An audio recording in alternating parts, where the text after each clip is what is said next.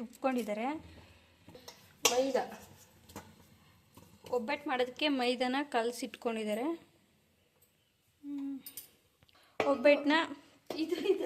ಒಬ್ಬಟ್ಟನ್ನ ತಟ್ಟಿದ್ದಾರೆ. ಈಗ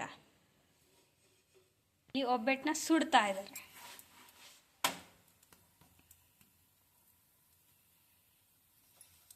ಹೆಂಚು ತುಂಬ ಇದೆ ಒಬ್ಬಟ್ಟು.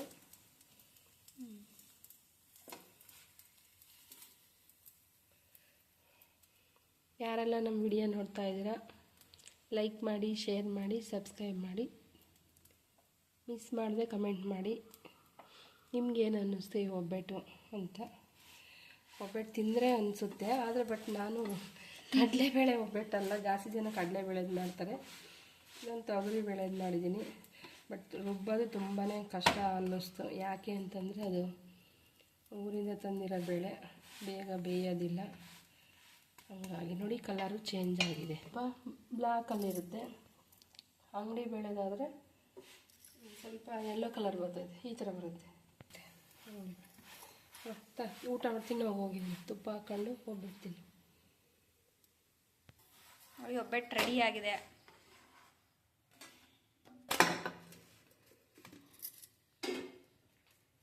ಬಿಸಿ ಬಿಸಿ ಒಬ್ಬಟ್ಟು ಜೊತೆ ತುಪ್ಪ ಹಾಕ್ಕೊಂಡು ತಿಂದರೆ ಸೂಪರಾಗಿರುತ್ತೆ.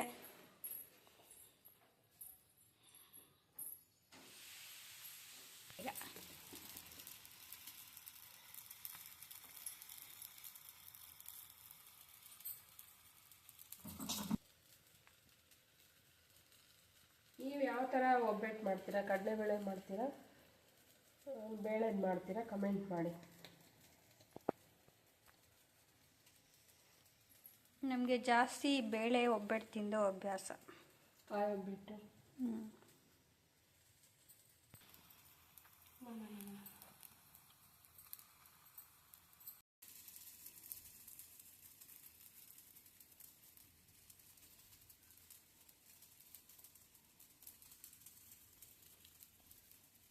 ಒಬ್ಬಟ್ಟು ಪೇಪರ್ ಮೇಲೆ ಈ ಥರ ಫುಲ್ಲು ತೊಟ್ಕೋತಾರೆ ಚೆನ್ನಾಗಿ. ಆದರೆ ಒಬ್ಬಟ್ಟನ್ನ ರೌಂಡ್ಗೆ ತೊಟ್ಟಬೇಕು ಅಂತ ಏನಿಲ್ಲ, ಬಾಕ್ಸ್ ಶೇಪಲ್ಲೂ ತೊಟ್ಕೋಬೋದು, ಇಲ್ಲ ಟ್ರಯಾಂಗಲ್ಲಾಗೂ ತೊಟ್ಕೋಬೋದು. ಆದರೆ ನಮ್ಮ ಮಮ್ಮಿ ರೌಂಡ್ಗೆ ತಟ್ತಾರೆ, ಯಾಕಂದರೆ ನಮ್ಮ ಪ್ಯಾನ್ ರೌಂಡಿಗೆ ಅದಕ್ಕೆ. ಆಚೆ ಮಳೆ ಗಾಳಿ ತುಂಬ ಜಾಸ್ತಿ ಬರ್ತಿದೆ. ಒಬ್ಬಟ್ಟು ಮಾತ್ರ ಎಷ್ಟು ಅಗಲ ಬೇಕಾದ್ರೂ ತೊಟ್ಬೋದು. ಈ ಥರ ಪೇಪರು ಬಾಳೆ ಎಲೆ ಇದ್ದರೆ ನಾನು ಆದಷ್ಟು ನಮ್ಮ ಹೆಂಚಿಗೆ ಆಗೋಷ್ಟು ತೊಡ್ತಾ ಇದ್ದೀನಿ. ನಮ್ಮ ಪ್ಯಾನ್ ಇಷ್ಟೇ ದೊಡ್ಡದಿರೋದು.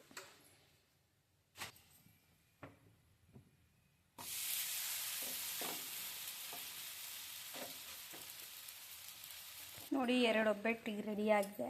ಆರಾಮಾಗಿ ಕುತ್ಕೊಂಡು ಒಬ್ಬಟ್ಟನ್ನ ತಿನ್ನೋದು ಅಷ್ಟೇ.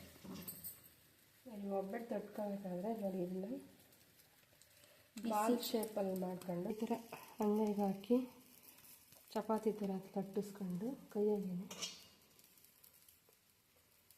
ಇದಕ್ಕೆ ನಮಗೆ ಎಷ್ಟು ಬೇಕೋ ಅಷ್ಟು ಇಟ್ಬಿಟ್ಟು ಹೂರಣ ಇಟ್ಕೊಂಡು ಹಿಂಗೆ ಕವರ್ ಮಾಡ್ಕೊಳ್ಳೋದು. ಹಿಂಗೆ ಕವರ್ ಮಾಡ್ಕೊಂಡ್ರೆ ಕ್ಲೀನಾಗಿ ಬರ್ತಾಯಿದೆ ನೋಡಿ. ಬಾಲ್ ಥರ ಮಾಡ್ಕೊಬೇಕು. ಈ ಥರ ಬಾಲ್ ಥರ ಮಾಡ್ಕೊಂಬಿಟ್ಟು ಪೇಪರ್ ಮೇಲೆ ಸ್ವಲ್ಪ ಆಯಿಲ್ ತುಪ್ಪನೋ ಏನಾದರೂ ಹಾಕ್ಕೊಂಡು ಅದನ್ನು ತೊಟ್ಕೊಳೋದಷ್ಟೇ. ಮಳೆ ಗಾಳಿ,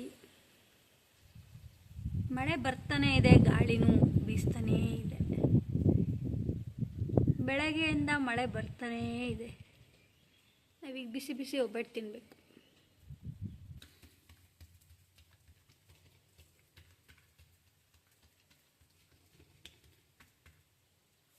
ಒಬ್ಬಟ್ಟು ಸಾಂಬಾರು ಮಾಡೋದಕ್ಕೆ ನಾನು ಹಾಕಿರುವ ಪದಾರ್ಥಗಳು ಬೆಳ್ಳುಳ್ಳಿ, ಈರುಳ್ಳಿ, ಜೀರಿಗೆ, ಮೆಣಸಿನ್ಕಾಯಿ ಎಲ್ಲನೂ ಫ್ರೈ ಮಾಡ್ಕೊಂಡಿದ್ದೀನಿ.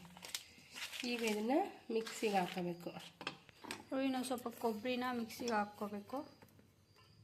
ಕೊಬ್ಬರಿ ಇಲ್ಲ ಕಾಯಿ ಯಾವ್ದಾದ್ರು ಹಾಕ್ಕೋಬೋದು. ಈಗ ಕೊಬ್ಬರಿನ ಮಿಕ್ಸಿಗೆ ಹಾಕ್ಕೊತಾ ಇದ್ದೀವಿ. ಮೆಣಸಿನ್ಕಾಯಿ, ಜೀರಿಗೆ ಕೂಡ ಮಿಕ್ಸಿಗೆ ಹಾಕ್ಕೊತಾ ಇದ್ದೀವಿ. ಹುರಿದಿಲ್ದಿರೋ ಬೆಳ್ಳುಳ್ಳಿ ಸ್ವಲ್ಪ ಹಾಕಬೇಕು. ಮತ್ತು ಹುಣಸೆಹಣ್ಣು ನೋಡಿ ರಸ ಕಿವುಚ್ಕೊಂಡು ಇದು ಹುಣಸೆಹಣ್ಣು ಹಾಕೋಬೋದು. ಇದೊಂದು ಸ್ವಲ್ಪ ಚೆನ್ನಾಗಿ ಪೇಸ್ಟ್ ಮಾಡ್ಕೋಬೇಕು. 2 ಲವಂಗ, ಸ್ವಲ್ಪ ಗಸಗಸೆ,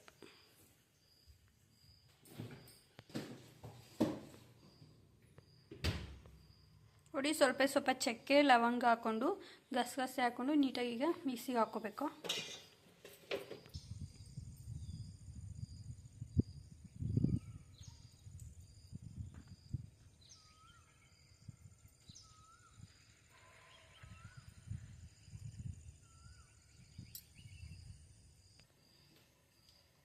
ಕರ್ಬೇವಿನ ಸೊಪ್ಪು, ಈ ಪಾತ್ರೆ ಸ್ವಲ್ಪ ನೀರಿದೆ, ಈ ನೀರು ಹಿಂಗೋವರೆಗೂ ವೆಯ್ಟ್ ಮಾಡಬೇಕು. ನೋಡಿ ಪಾತ್ರೆ ಬಿಸಿ ಆಗಿದೆ, ಈಗ ನಾವು ಆಯಿಲ್ ಹಾಕ್ಕೋಬೇಕು.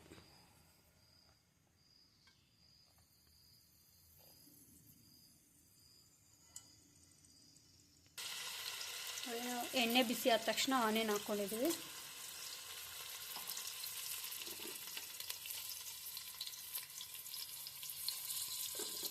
ಈಗ ಸಾಸಿವೆನ ಹಾಕ್ಕೊಂಡಿದ್ದೀವಿ. ನೆಕ್ಸ್ಟು ನಾವು ಕರಿಬೇವಿನ ಸೊಪ್ಪು ಹಾಕ್ಕೊತಾ ಇದ್ದೀವಿ. ಈಗ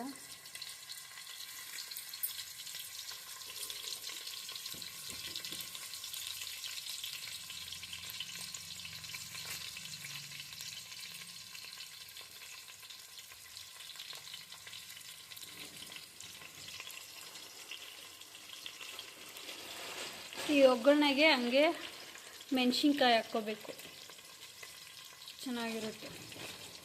ಇದು ಯಾರಿಗಾದ್ರೂ ಖಾರ ಇಲ್ಲ ಅಂದರೆ ಅವ್ರು ಹಂಗೇ ಅದನ್ನು ಆ ಮೆಣಸಿನ್ಕಾಯಿನ ಅವ್ರು ಹಂಗೇ ಕ್ಯೂಚ್ಕೋಬೋದು ಸಾಂಬಾರು ಒಳಗಡೆ.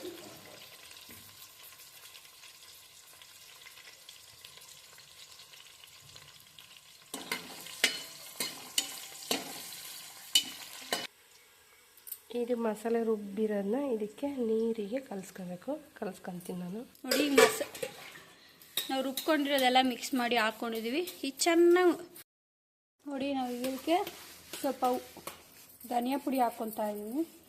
ಮತ್ತು ಇದಕ್ಕೆ ಸ್ವಲ್ಪ ಉಪ್ಪು ಹಾಕ್ಕೊಂಡ್ಬಿಟ್ಟು ಚೆನ್ನಾಗಿ ಕುದಿ ಬಂದ ತಕ್ಷಣ ಸಾಂಬಾರು ಅವಾಗ ರೆಡಿ ಆಗಿಬಿಡುತ್ತೆ ಅಷ್ಟೇ. ಇನ್ನೇನು ಇದಕ್ಕೆ ಹಾಕೋ ಐಟಮ್ ಏನಿರಲ್ಲ ಅಲ್ವಾ ಮಮ್ಮಿ? ಲಾಸ್ಟಲ್ಲಿ ಸ್ವಲ್ಪ ನಾವು ರುಬ್ಕೊಂಡಿರೋ ಹೂರ್ಣನ ಹಾಕ್ಕೋಬೇಕು. ಚೆನ್ನಾಗಿ ಕುದಿ ಬಂದಮೇಲೆ ಹಾಕ್ಕೋಬೇಕಾ ಮಮ್ಮಿ? ಲಾಸ್ಟಿಗೆ ಚೆನ್ನಾಗಿ ಕುದಿ ಬಂದಮೇಲೆ ಇಳಿಸೋ ಟೈಮಲ್ಲಿ ಸ್ವಲ್ಪ ಹೂರ್ಣ ಹಾಕ್ಕೊಂಡು ಇಳಿಸ್ಕೊಂಡ್ರೆ ಒಬ್ಬಟ್ಟು ಸಾಂಬಾರು ರೆಡಿ ಆಗಿರುತ್ತೆ. ಒಬ್ಬಟ್ಟು ಸಾಂಬಾರು ಈ ವಿಡಿಯೋ ನಿಮ್ಗೆ ಇಷ್ಟ ಆಗಿದ್ರೆ ಲೈಕ್ ಮಾಡಿ, ಶೇರ್ ಮಾಡಿ, ಸಬ್ಸ್ಕ್ರೈಬ್ ಮಾಡಿ. Thank you for watching. Bye.